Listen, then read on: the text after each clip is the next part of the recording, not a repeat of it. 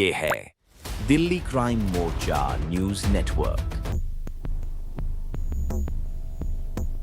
ये वही मनहूस बस है जिस बस के अंदर उस महिला के साथ दरिंदगी की घटना को अंजाम दिया गया। राजधानी दिल्ली में एक बार फिर से महिला के आबरू के साथ खिलवाड़ किया गया है।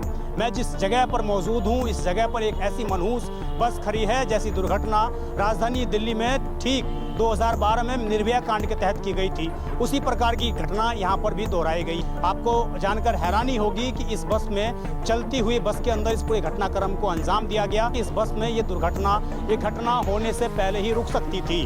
अगर प्रशासन अलर्ट रहता तो ये तमाम चीजें होने से पहले ही बच सकती थी, लेकिन उसके बावजूद इस बस में शायद प्रशासन उतना एक्टिव नहीं रहा, ट्रैफिक पुलिस उतनी एक्टिव नहीं रही, जिस कारण इस बस में इस तरह की घटना, इस तरह की वारदात हुई। पूरा आप देखेंगे किस प्रकार ये स्थिति है। उसका बैग भी इस जगह पर शायद मौजूद है। तो ये तमाम चीज़ें इस प्रकार, यहाँ पर कपड़े मौजूद हैं और उसका अंडरवियर भी इसी जगह पर जो है मौजूद है। तो ये तमाम चीज़ें हैं और तमाम चीज़ों की कहीं ना कहीं फोरेंसिक टीमें जो है जांच पड़ताल करेंगी। इस बस का जो ऑल इंडिया टूरिस्ट परमिट है वो जनवरी 2026 में ही ख़त्म हो गया था, लेकिन उसके बावजूद ये बस राजधानी दिल्ली में बेखौफ होकर दौड़ रही थी।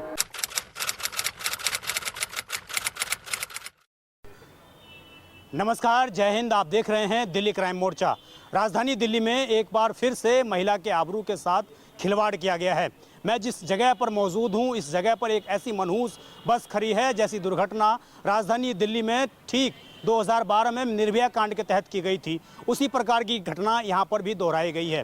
मैं आपको बता दूं, यह वही बस है जिसमें ये जानकारी मिल रही है कि बीते 12 मई को यहाँ पर देर रात एक महिला के साथ इस बस के अंदर दुष्कर्म किया गया, इस महिला के साथ दरिंदगी की गई।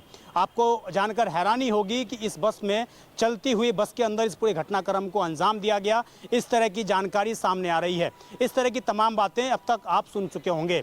अब दिल्ली क्राइम मोर्चा आपके सामने वो तमाम सबूत पेश करने वाला है जिससे आप ये समझ सकते हैं कि इस बस में ये घटना होने से पहले ही रुक सकती थी।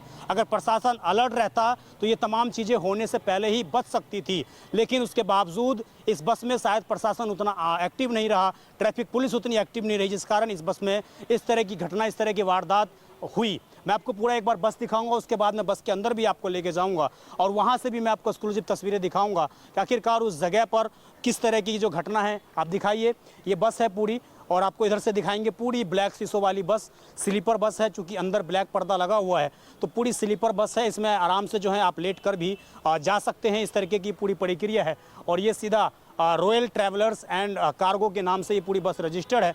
आगे तस्वीर दिखाएंगे जरा, तो ये आप देखेंगे पूरी ये बस जो है, ये पूरी कंपनी जो है ये इस ट्रैवल्स के लिए इस बस को यूज़ करती है और एक राज्य से दूसरे राज्य पर जाने के लिए इस बस का इस्तेमाल किया जाता है। इसके तहत जो है इसमें यात्री सफ़र करते हैं। अगर उसको एक राज्य से दूसरे राज्य में जाना होगा तो इन बसों का इस्तेमाल किया जाता है। ये जानकारी मिली कि 12 मई को जो है इस बस के अंदर हम कहें तो ये बस जो है सीधी तौर पर कहीं ना कहीं राजधानी दिल्ली के रानी बाग इलाके से चल रही थी। उसके बाद नागलो इसको जाना था और उस जगह पर ये यात्रियों को भरने के बाद वहाँ से जो है बिहार के लिए रवाना होती।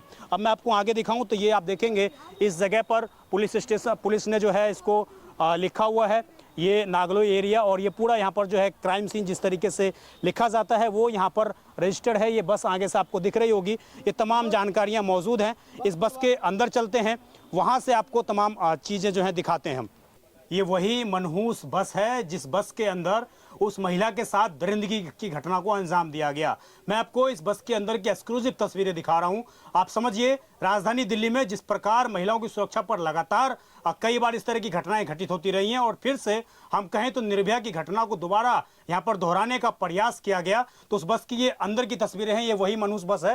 मैं आपको कहूँगा कैमरा सहयोगी को आगे आएंगे और आगे आने के बाद आपको वो एक्सक्लूसिव तस्वीरें दिखाएंगे जिसमें यहाँ पर फोरेंसिक की तमाम जो है इस तरीके से देखेंगे तो आप कुछ डब्बे पड़े हुए हैं और यही वो पूरी बस है। और उस बस के पीछे आप देखेंगे तो उस जगह पर एक जो है जिस तरीके से स्लीपर चुकी बस है तो सोने की जो व्यवस्था है वो भी इस बस में मौजूद है। जरा कैमरा जूम करके दिखाएंगे तो आप देखेंगे उस जगह पर यहाँ पर जो है उस तरीके से गद्दे भी जो स्लीपर चुकी ये बस है ऊपर भी और इधर साइड में भी जो सोने की व्यवस्था होती है और इसी बस के अंदर जो है इस पूरी घटनाक्रम को अंजाम दिया गया। और अब आप दिखाएंगे किस प्रकार जो बस है इसके अंदर कुछ इस तरीके से डब्बे पड़े हुए हैं और ये पूरी बस है। इस प्रकार यहाँ पर जो है इस बस को रास्ता जो है इसका रोक दिया गया है, इसको अंदर ना कोई अंदर प्रवेश कर सके।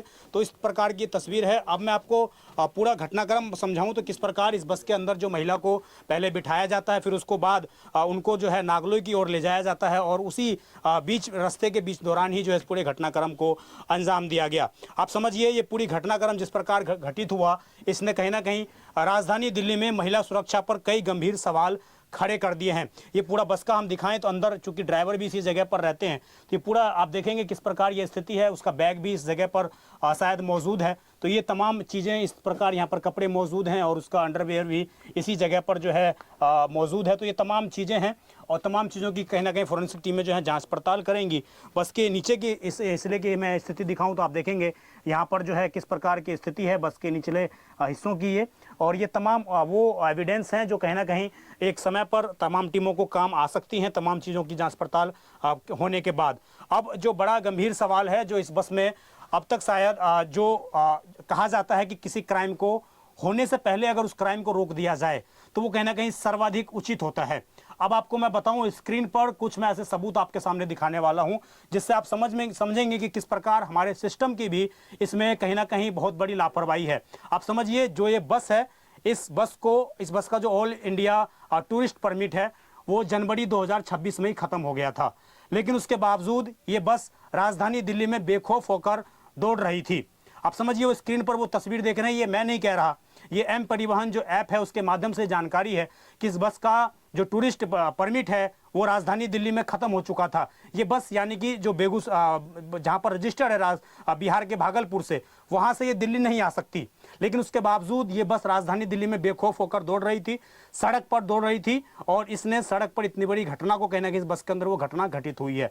एक और महत्वपूर्ण सवाल, इस बस के लगभग अब तक 80 चालान कट चुके हैं।